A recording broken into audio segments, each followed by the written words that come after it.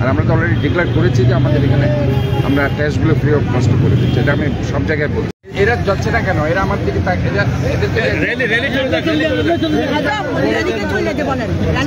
চলে যেতে বলো।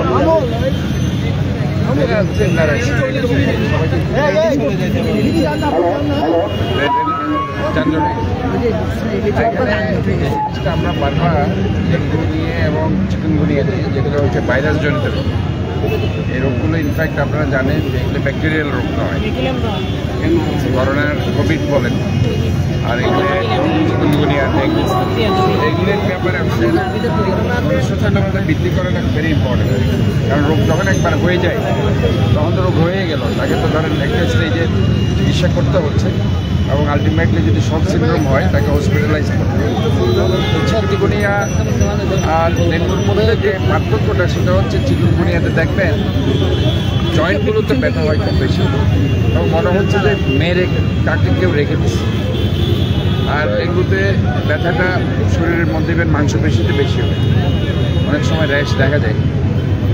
এগুলো ধরেন ডিফারেন্সিয়েট করে যে সহজেই যদি ইনিশিয়ালি তারা আসতে পারে জ্বর নিয়ে, যদি অবহেলা না করে, জ্বর যদি 2-3 দিনের অধিক থাকে সেটাকে অবহেলা না করে তারা যদি আমাদের যে একটা ডেঙ্গু সেন্টার আমরা করেছি ম্যামনপুরে, সেখানেও তারা আসতে পারে। সেখানে আমরা ডেঙ্গুর অ্যান্টিজেন টেস্টগুলো আমরা ফ্রি অফ কস্ট করে দিচ্ছি, আর সেখানে আমরা বেডও রেখেছি যদি কোনো সিরিয়াস কেস হয় তারা সেখানে। আমার মনে হয় আমরা এইভাবে ডেঙ্গুকে যদি ডেঙ্গু এবং চিকুনগুনিয়ার সচেতন হতে পারি, সো এটা আমাদের জন্য। আপনি বলছিলেন যে আপনি যখন দায়িত্ব নিয়েছিলেন তখন বলছেন ডেঙ্গু আক্রান্ত হয়ে কেউ যাতে মারা না যায়, সেই বিষয়ে গতকালকে একজন মারা গেছে। গতকাল একটা বাচ্চা রোগী আমরা দেখেছি যে সিভিল সার্জন অফিস থেকে ইনফ্যাক্ট জ্বর নিয়ে ছিল 3-4 দিন ধরে, অবহেলা করে তারা হসপিটালে যায়নি। পরবর্তীতে যখন খুব সিরিয়াস কেস, এটা আমি বলছি যে 2-3 দিনের অধিক জ্বর থাকলে অ্যাটলিস্ট একটা ডক্টরের সাথে তাদের কথা বলা উচিত বলে আমি মনে করি। আর আমরা তো অলরেডি ডিক্লেয়ার করেছি যে আমাদের এখানে আমরা টেস্টগুলো ফ্রি অফ কস্ট করে দিচ্ছি। এটা আমি সব জায়গায় বলছি। তো তারা এখানে আসতে পারে। আমরা তো অলরেডি একটা সেন্টার খুলেছি সিটি কর্পোরেশনের পক্ষ থেকে। তো যাই হোক, এই 3 সপ্তাহের মধ্যে আমার মনে হচ্ছে এটাই একটা গতকালকে আমরা পেয়েছি। এটা হচ্ছে কি ডেঙ্গুর যে ভেরিয়েন্ট আছে, এই ভেরিয়েন্টটা এখন কসমোপলিটন টাইপ যে ডেঙ্গুটা আছে সেটার কারণে সেটা হয়েছে। তা এখন একটা শীতকালের একটা যে আসছে, সেটাতে কিন্তু ডেঙ্গুর এডিস মশার যে লার্ভা সেটা জন্মায় একটা টেম্পারেচারে দ্বারা হয়।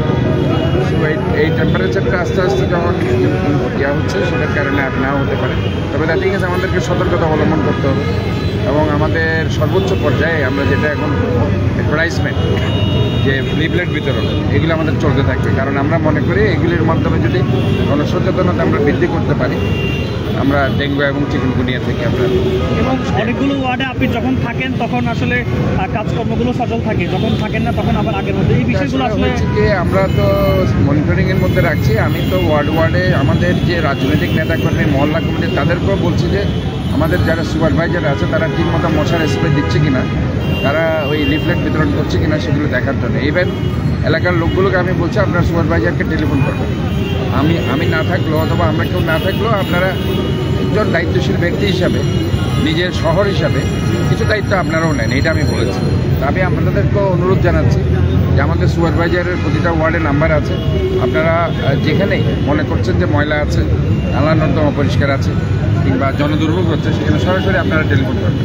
কেস টেলিফোনে যদি তারা সাড়া না দেয় সেই ব্যবস্থা অবশ্যই আমরা করবো। এবং প্রতিটি ওয়ার্ড আমরা দেখেছি 41টি ওয়ার্ডের মধ্যে বেশ কয়েকটি ওয়ার্ডের সচিবরা আসলে জন্ম নিবন্ধন থেকে শুরু করে যে কাগজপত্রগুলো প্রয়োজনীয় সেগুলোর ক্ষেত্রে অনিয়ম করে থাকে, টাকা বাড়তি নাই। মনিটরিং করছি। আমরা সচিবদের সাথে একটা মিটিং দিয়েছি, ওই মিটিংয়ে আমরা তাদের সাথে সরাসরি এই কথাগুলো আলাপ করবো। 41টা ওয়ার্ডে প্রয়োজনে আমরা সচিবদেরকে বদলি করেছি, এক ওয়ার্ড থেকে আরও ব্যাপক পর্যায়ে বদলি করার আমাদের চিন্তাভাবনা আছে।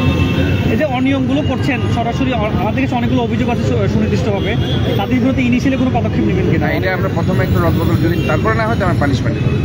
ইনিশিয়ালি আমরা চাই রদবদল করে দিয়ে তারা কাজগুলো ঠিকমতো করছে কিনা। আর আমাদের এলাকাও আমরা একটু গণসচেতনতার মধ্যে রাখছি, তারাও যাতে সচিবদেরকে একটু চাপের মধ্যে রাখে, গিয়ে সবসময় মনিটরিং করে, যেভাবে ধরেন আজকে মনিটরিং করছে এভাবে তারাও এলাকার পক্ষ থেকে। তারা যেহেতু কাউন্সিলর নেই, এটা আমাদের জন্য একটা নেগেটিভ পয়েন্ট, সো দ্যাট তারা সেটা কাজগুলো তারা করতে পারে, তারা গিয়ে মনিটরিং করতে পারে। Thank you.